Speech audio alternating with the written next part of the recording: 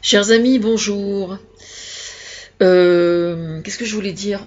Je viens de voir, comment dire?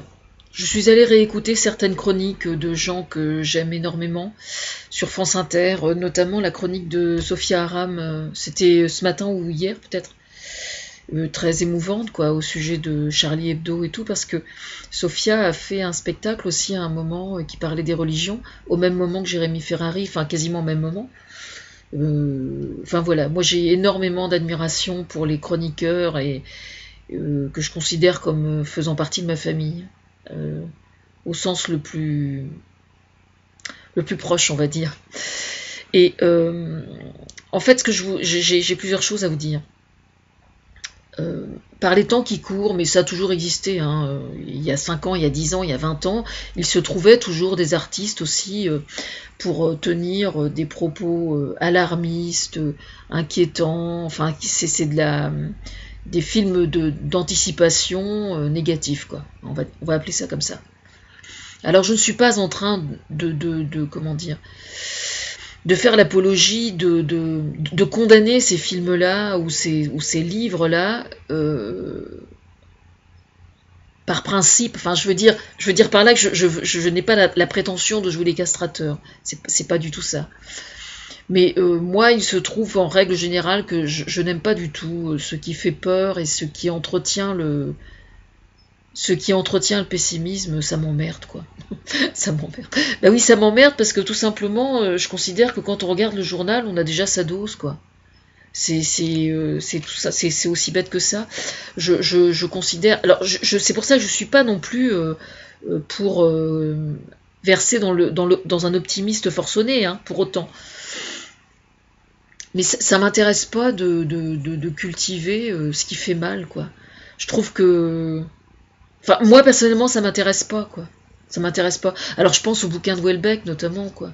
Là, je viens de voir, parce que j'avais commencé à à revoir le spectacle de Jérémy hier, donc j'ai recommencé, et puis je vois qu'on fait de la pub pour un film d'anticipation où il y avait une femme voilée, enfin c'est un truc de guerre ou je ne sais quoi, donc je suppose que ça parle de djihad, bon.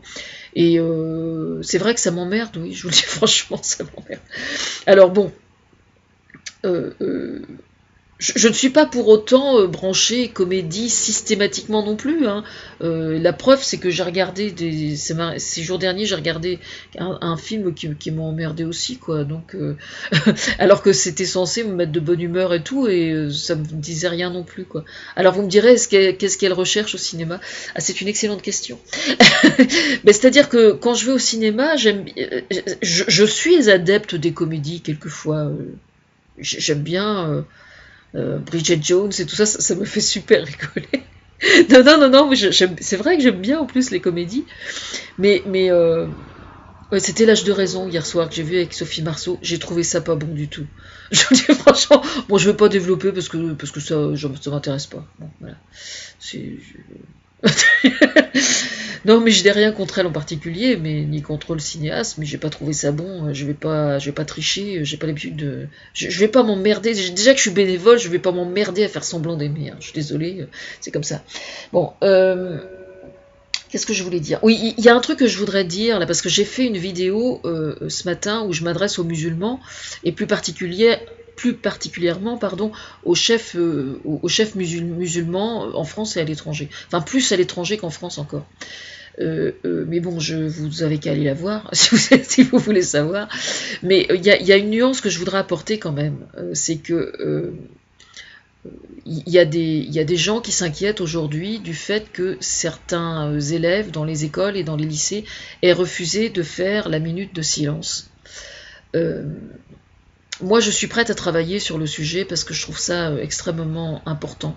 Mais j'aimerais bien qu'on dédramatise un peu.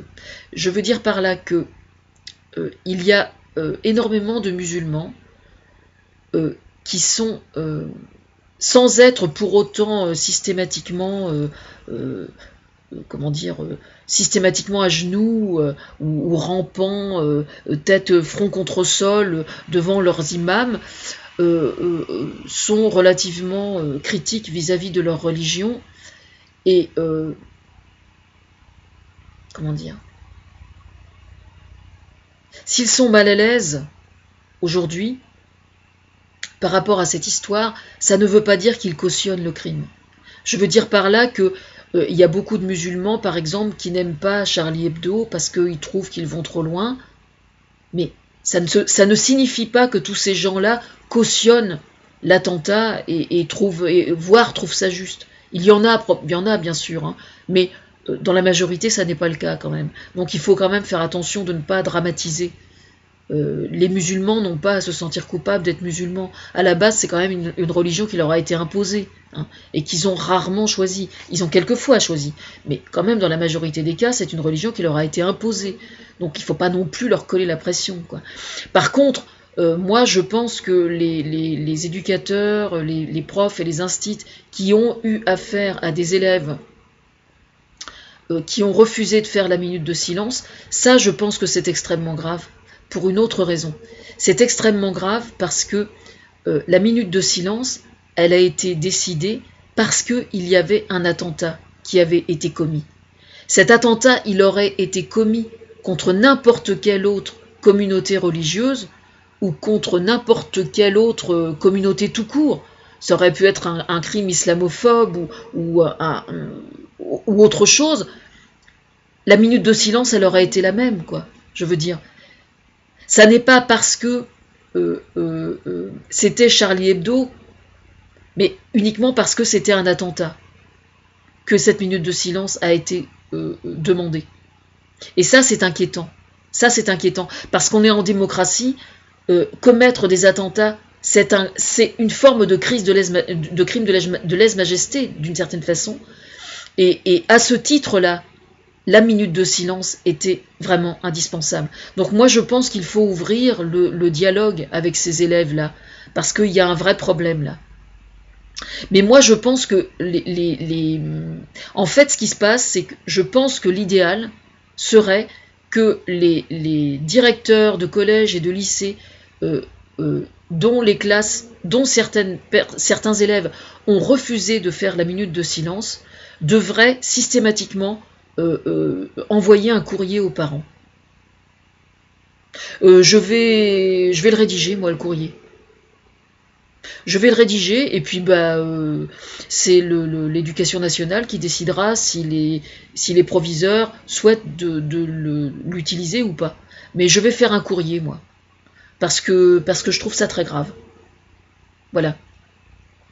Mais c'est important de travailler sur la notion de blasphème, parce que c'est extrêmement grave que des religieux utilisent le prétexte de blasphème pour justifier le fait de commettre des crimes. Parce qu'il n'y a pas 36 solutions, hein. Si l'on considère qu'il existe quelque chose après la mort, et qu'il y a effectivement un Dieu qui existe, quel que soit le nom qu'on lui donne, hein, que ce soit Allah, que ce soit Dieu, que le prophète soit Jésus ou qu'il soit Mahomet, si l'on considère que cette justice divine existe, eh bien dans ce cas-là, laissons les dieux régler les choses comme eux l'entendent, hein, après la mort. Et dans ce cas-là, les humains ne s'en mêlent pas, ni avec une Kalachnikov, ni avec quoi que ce soit. Hein.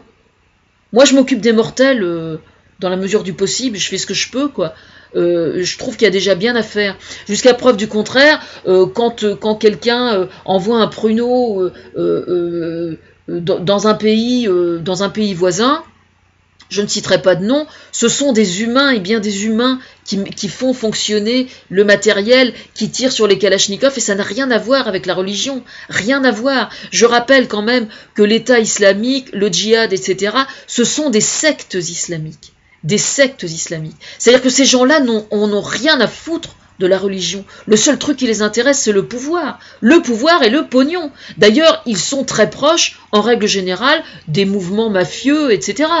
Il y a par exemple, les sectes islamiques sont notamment financées pour beaucoup par la culture de certaines drogues, par exemple. On le sait tous. Hein. Voilà. Donc comme quoi, c'est parfaitement assimilable à des mafias. Voilà.